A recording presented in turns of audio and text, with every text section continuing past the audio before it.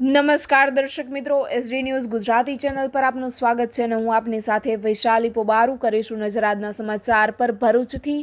ભરૂચ દહેજ માર્ગ પર અટાલી નજીક ક્રેઇનમાં આગ લાગતા દોડધામ, ફાયર ફાઇટરોએ માંડ આગ પર કાબુ મેળવ્યો। ભરૂચથી દહેજને જોડતો માર્ગ પર અટાલી ગામ પાસે ક્રેઇનમાં આગ ફાટી નીકળતા દોડધામ મચી જવા પામી હતી। ફાયર વિભાગે આગ પર કાબુ મેળવ્યો હતો।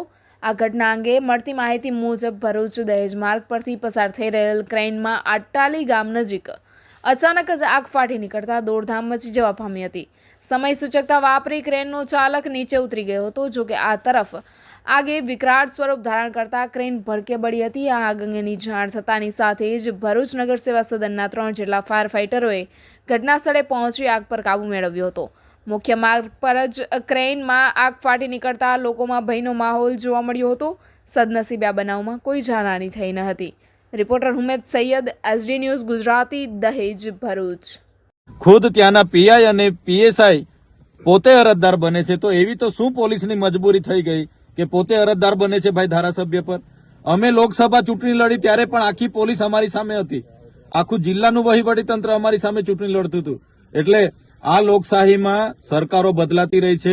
પોલીસના ઉચ્ચ અધિકારીઓને પણ આપના માધ્યમથી અમે કહીએ છીએ, જ્યારે રાજા રજવાડાઓનું પણ રાજ જતું રહ્યું છે, આવનારા દિવસોમાં ભાજપનું રાજ પણ જશે, ત્યારે આવી તમારી ફાઇલો અમને બધું ખબર છે કોણ શું ધંધા કરે છે।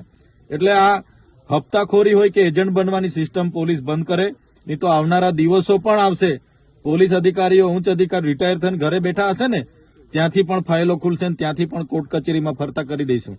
એટલે અમે કહેવા માંગીએ છીએ, એક ધારાસભ્યના ઘરે રાત્રે પોલીસ મૂકી દે, ભયનો માહોલ પેદા કરે, તો શું અમારા અધિકારો નથી, અમારો અવાજ નથી? એટલે આ ભાજપના રાજ્યમાં તાનાશાહી એટલા હદે ચાલે છે। અંગ્રેજો વખતે પણ જે આપણા સ્વતંત્ર સેનાનીઓએ પદયાત્રાઓ કરી હતી, પગપાળા યાત્રાઓ કરી હતી, આંદોલનો કર્યા હતા, ત્યારે પણ આવી એફઆઈઆરો નથી થઈ। અમે શાંતિપૂર્ણ પદયાત્રા કરીને અમારા પર એફઆઈઆરો કરી છે। એટલે જનતા જોગ પણ કહેવા માંગીએ છીએ કે જાગવું પડશે।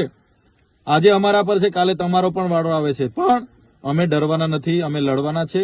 આ જનતાનો અવાજ ક્યારે પણ દબાવવાનો નથી।